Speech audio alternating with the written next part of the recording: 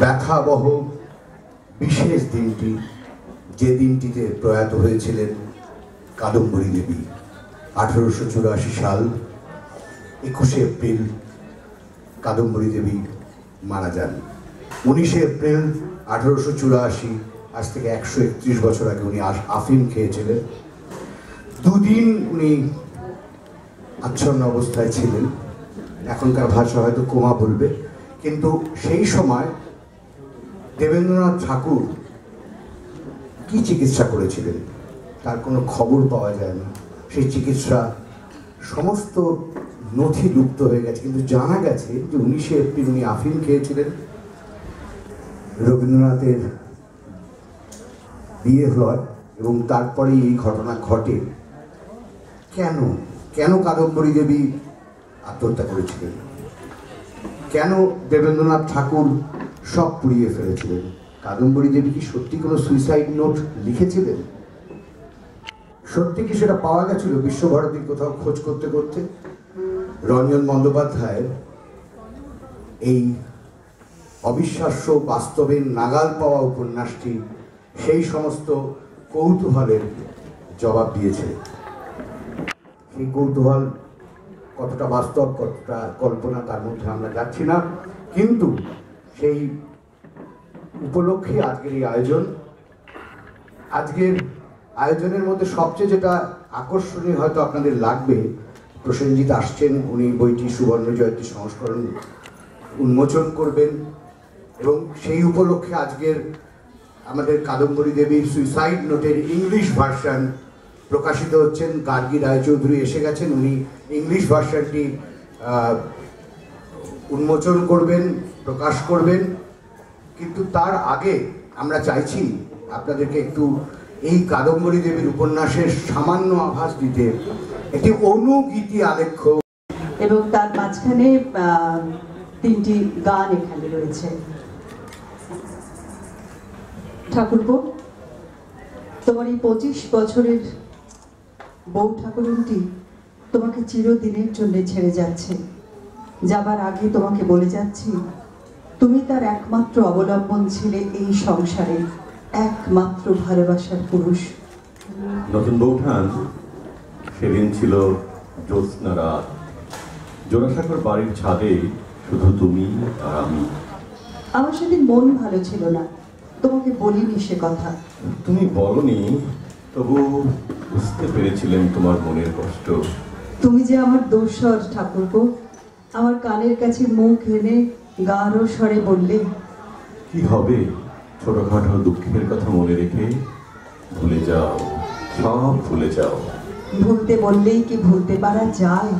কত দিনের কত অপমান, কত কষ্ট। সেই 9 বছর বয়সে তোমাদের বাড়ির বউ হয়ে এসেছি, সেই থেকে সহ্য করছি। চাঁদের আলোয় আমি তোমাকে না ছুঁয়ে পারিনি নতুন বৌঠান। তোমার হাতের ওপর হাত রেখে জিজ্ঞেস করলাম, জ্যোতি দাদা এখনো বাড়ি ফেরেনি বুঝি? আজকাল তোমার জ্যোতি দাদা বাড়ি আসার কোনো সময় নেই। কখন আসেন কখন যান, আমার সঙ্গে দেখা হয় কতটুকু। পার্ক স্ট্রিটে মেজ বৌঠানের বাড়িতে গান বাজনার আসর বসে।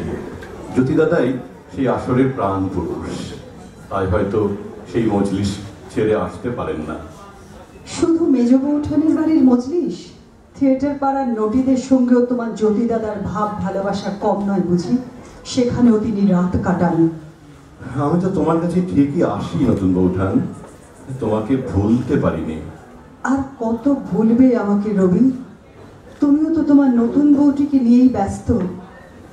আসো তুমি আমার ঘরে, আগের মতো বসো আমার কাছে, আমার জন্য আর গান লেখো তুমি। আমি এখন তোমাদের সংসারের ঝরা পাতা রবি, তোমাদের সংসারের ঝরা পাতা।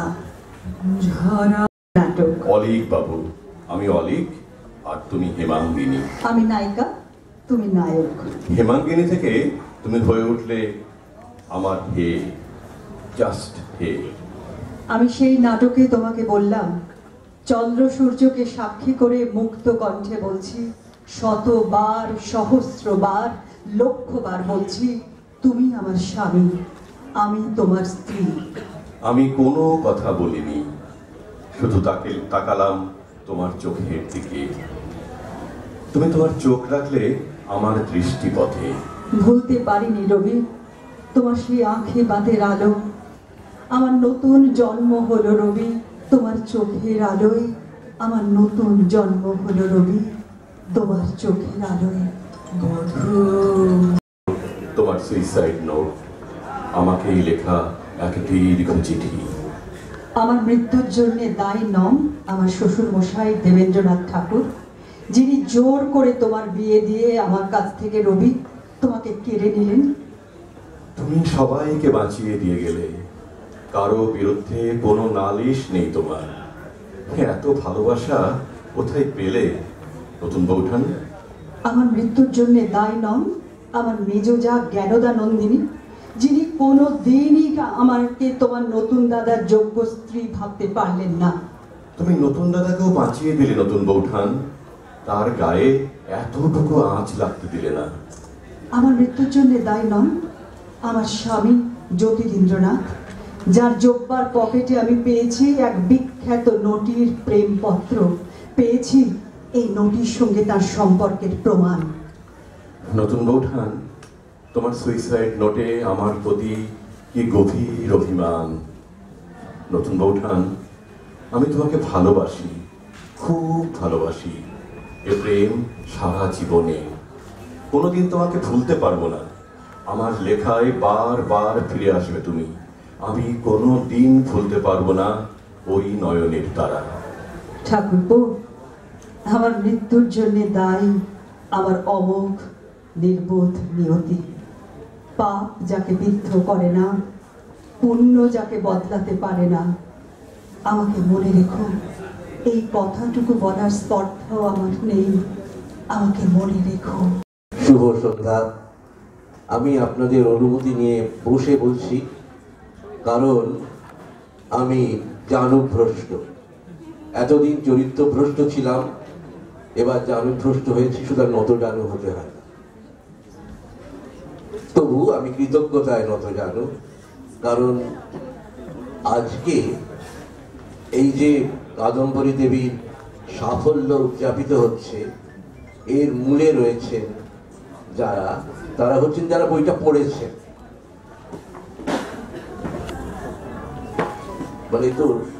মানে একটু যাই হোক, এরকম ভর্তিই থাকবে।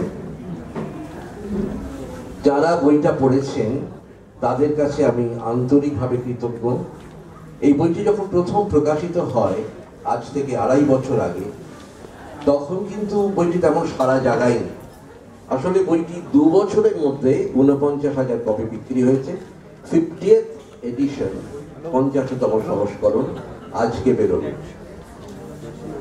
আমার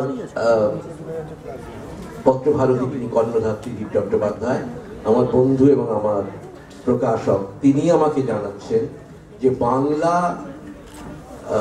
উপন্যাসের ক্ষেত্রে এমন ঘটনা আগে নাকি ঘটে যে এত কম সময়ের মধ্যে একটি বই এত বেশি বিক্রি হয়েছে। আমার হঠাৎ মনে পড়ে যাচ্ছে অচিন্ত কুমার সেনগুপ্তর কথা। অচিন্ত কুমারের রামকৃষ্ণ প্রচুর বিক্রি হয়েছিল। তো সেই সময় ছোট্ট একটা সভা হয়েছিল, সেখানে অচিন্ত কুমার এসেছিলেন। তো তিনি তার আগে কাকজ্যোৎস্না লিখেছেন, বেদে লিখেছেন, এবং আপনারা জানেন যে সেই সব শরীরবাদী বই। তারপরই রামকৃষ্ণ অচিন্ত অপূর্ব একটি কথা বললেন উঠে, সেরকম কথা আমরা বলতে পারবো। উঠে বললেন, আমার এক হাতে কামকৃষ্ণ, অন্য হাতে রামকৃষ্ণ। সে কথাটা আমার মনে আছে। তো আমি বলতে পারবো না যে আমার এক হাতে কামকৃষ্ণ, অন্য হাতে রামকৃষ্ণ। তবে কামনার বই আমি লিখেছি, এবং সেই বই কিন্তু এরকম ভাবে উদযাপিত হয়নি। তারপরে কামনার সঙ্গে যখন কল্পনা মেশালাম এবং প্রেমের কথা লিখলাম, এবং যখন নায়ক হলেন রবীন্দ্রনাথ এবং নায়িকা এমন একজন নারী যিনি বাস্তবে তার যেই হন না কেন, সেই নারীটি তাকে সারা জীবন প্রভাবিত করেছে। রবীন্দ্রনাথের মতন মানুষকে তার 15-16 বছর বয়স থেকে আর তার জীবনের শেষ মুহূর্ত পর্যন্ত। শুভ নববর্ষ। আমি বেশি কিছু বলতে চাই না, বলার মতো অত ক্ষমতা বা মানে আমার ইচ্ছেও করছে না। রঞ্জনদার কথা খুব মন দিয়ে শুনছিলাম, আর রঞ্জনদার সান্নিধ্য ভাল লাগে। ইংরেজিতে যাকে আমরা বলি অ্যাডোরেবল চার্মিং, রঞ্জনদা তাই। শক্তিশালী লেখক, দমদার লেখক, এতে কোনো সন্দেহ নেই। এটা নতুন করে আমার বলার কোনো অপেক্ষা রাখে না। তবে একটা ছোট্ট কথা বলছি, কিছুদিন আগে আমাদের আজকালের একটা ছোট্ট আমাদের একটা অনুষ্ঠান হয়েছিল কলেজ স্ট্রিটে। সেখানে আমরা সবাই মিলে বসেছিলাম, একদম ঘরোয়া আড্ডা, সবাই আমরা একই পরিবার। তো রঞ্জনদা বললেন যে আমাকে একটু তাড়াতাড়ি যেতে হবে। বললাম কেন? বললাম না, আজকে যারা আমার বইগুলো ছাপিয়ে আত্মহত্যার পথ বেছে নিয়েছেন তাদের কাছে তো একবার একটু একটু যেতে হয়, এটা তো একটা সৌজন্যতা।